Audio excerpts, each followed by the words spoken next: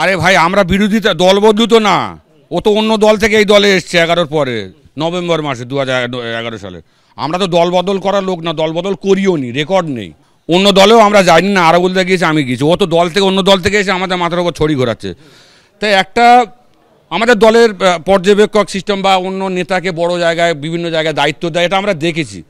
তো সেই নেতার কাজ কি সার্বিকভাবে তাদের মাথার উপরে থেকে একটা সবাইকে নিয়ে একটা দল করার চিন্তাভাবনা, যদি গোষ্ঠীদ্বন্দ্ব থাকে তাদেরকে মেটানো, এক জায়গায় বসানোই কাজ।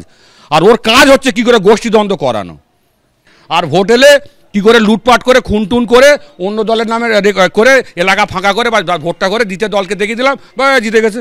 মানুষের সমর্থন নেই, আমরা ওকে উত্তর করতেছি। আর দলকে ভুল বোঝাচ্ছে, দিদির কাছে ভুল বার্তা দিচ্ছে, ভুলভাল রিপোর্ট পাঠাচ্ছে। অরিজিনাল ভাঙড়ের অরিজিনাল খবর পুলিশ, ডিআইবি সবার কাছে আছে।